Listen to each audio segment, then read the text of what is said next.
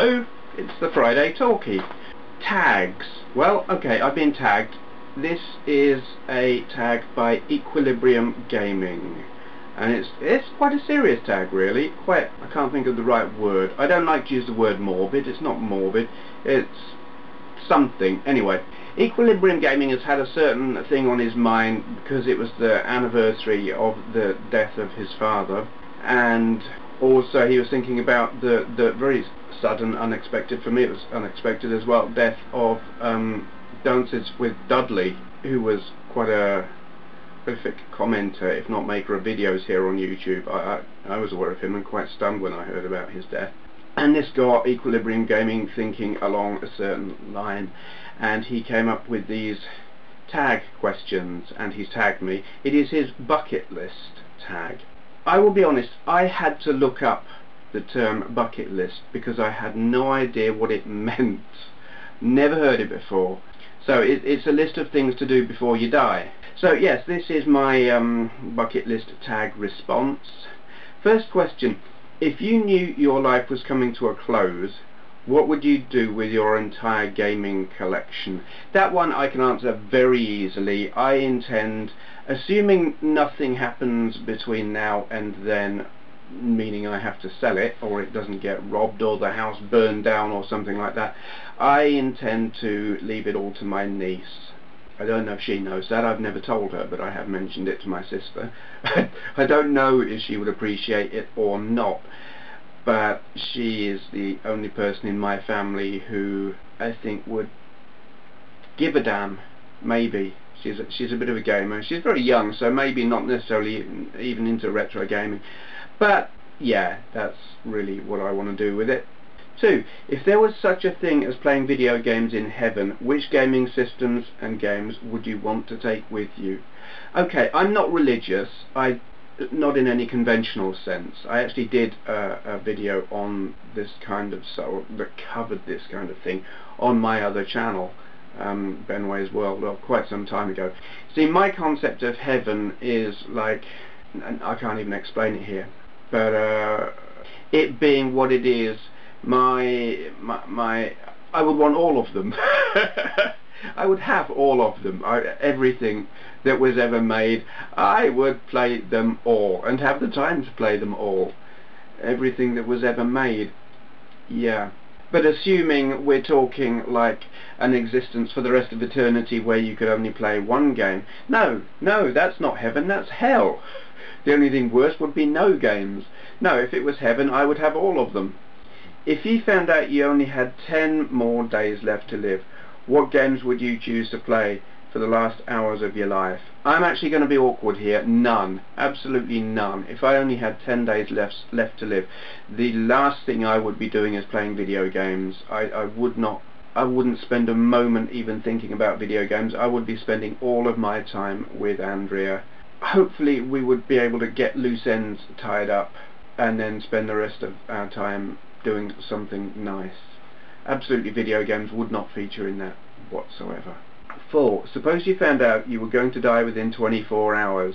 Choose one specific memory that has left an impression on you that you have experienced or observed in the gaming community. Okay, this is I would say it's a tough one, but it's not. I was trying to think of something appropriate and uplifting and joyous. Actually, no. There is only one memory that sticks in my mind of a YouTube thing, and he might not actually thank me for mentioning it, but it's the Notorious video by Luke Morse. You know the one. You may not, but those of you who do, that one. And I think maybe why that comes to mind is it brings to the fore the fact that gaming and retro gaming and collecting is not everything.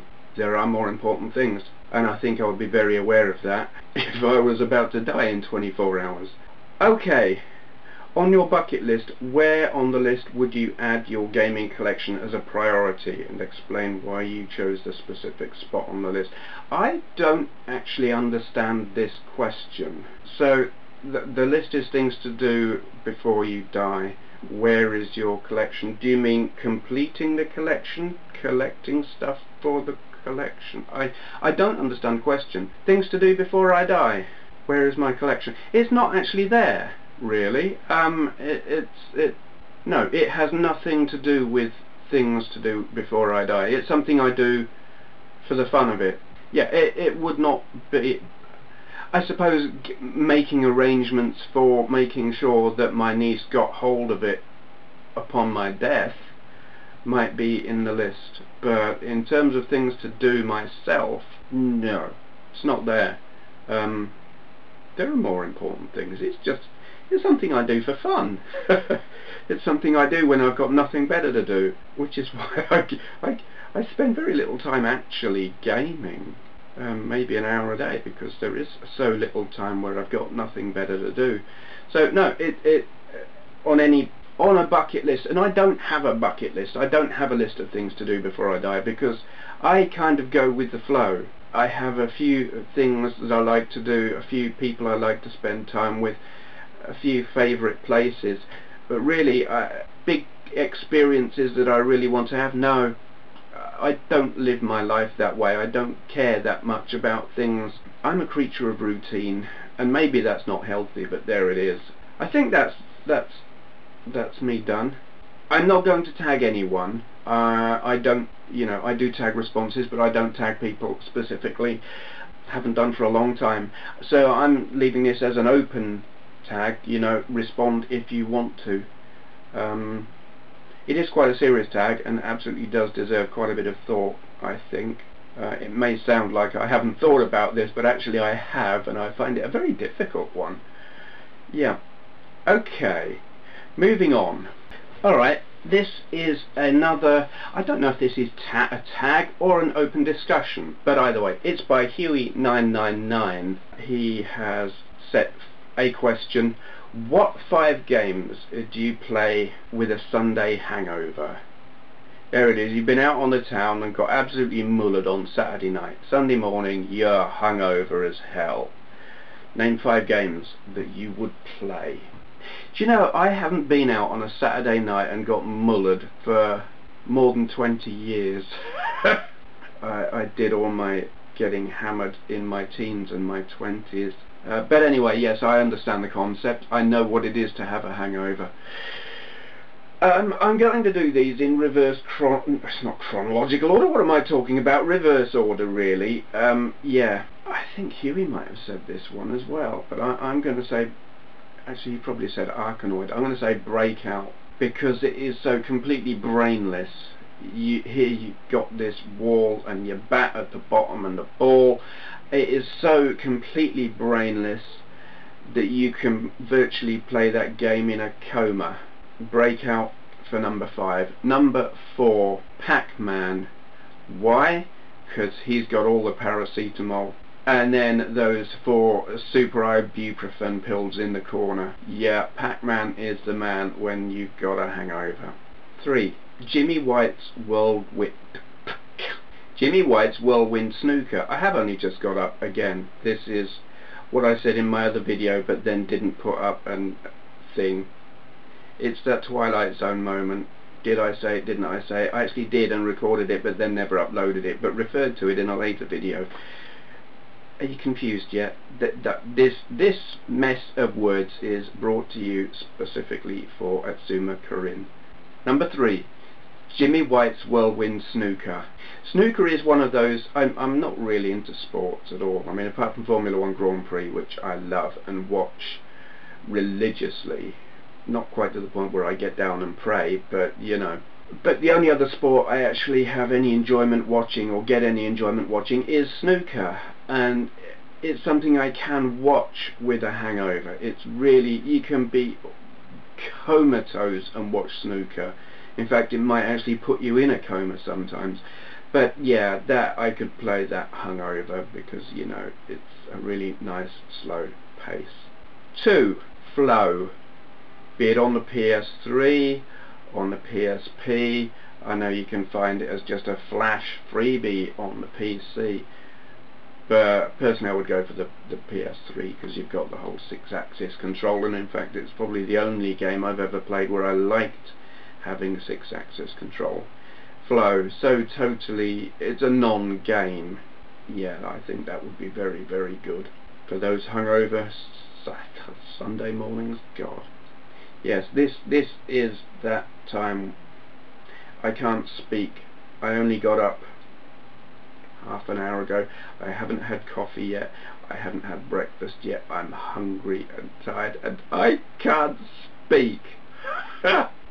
Okay, number 1, top game for playing Sunday morning hangover. Red Dead Redemption. Why? Because you can forget about the game.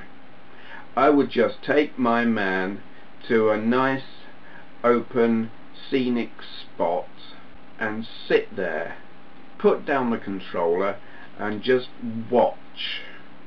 I've done this. I've wasted several hours not playing that game. Actually, one was where I got him on the balcony of the like the brothel I was staying in at the town, Armadillo. I just stood him out on the balcony and watched the world go by for several hours, and I love doing that with that game, just admiring the scenery as the light changes, the weather changes, the people walking by, all that. It's fantastic. It is that pretty, and what better game to, I won't say play, have running when you're hungover. Just sit there like, ugh. Yep, Red Dead Redemption. That would be number 1 for me with a hangover. Okay, shout out time. I found this channel just about 2 days ago. I haven't watched that many of his videos. This is Roy Story. Now, I have to say, this guy is going to be a case of love him or hate him. I think some of you will find him hysterical. Some of you will find him not, maybe infuriating. Definitely a Marmite channel, I think. I am shouting him out on the strength of one video that I saw that I find hysterical. Absolutely fantastic. It's this. I'm gonna link directly to it down there. Quick play Sonic 2 XL. It's a hacked Sonic ROM, and this video had me howling with laughter, and I then watched some others and thought, yeah, this guy he's got something here. He's got a very, what's the word? His style is extremely overstated, and for some people that will not be a good thing, and for some people it will. I found it incredibly amusing, so yeah, I feel I have to shout him out. He's currently got 34 subscribers. I think I could see him getting an awful lot more. You know, sometimes you come across a channel and you think this person is destined for greater things, like Wonga, damn it, Mental Block, Gaming Mill. You see, I found Gaming Mill when he had got barely any subscribers, and he's currently now up way into the thousands in a very short time. And he is one of those, you either get it or you don't, you like it or you don't. And this guy comes into that category. Very, no one else doing anything like this. I shall link to his channel. I shall link to that one video as well. Quite fascinating. I think this guy is going to go somewhere. Yes, okay, that is my shout out for this week. There we go, closing remarks, because I've gotten used to doing this now. 2 topics, 1 shout out, closing remarks. What can I say? Going out this evening, this afternoon, something, picking up a freebie. I'm not going to tell you what it is, but I'm going down to Harlow in Essex, which should be cool. Andrew's got a what appears to be a very nice hotel booked down there. That's going to be interesting. Also would like to say, I have been asked a couple of times, am I going to replay in November the retro gaming expo thing that's being held at Norbrett Castle in Blackpool. I've been asked that a couple of times and have previously said no, but things have changed. All being well, I'm going. I will explain more nearer the time, but yeah. I owe a certain chap a very big favour. I will name him and thank him in a later video. This and videos of other retro games in my collection and a video of my console and computer collection can be found on my YouTube channel, along with a link to my website, retrogamingcollector.com, so take a look at that if you've got nothing better to do. Thank you for watching.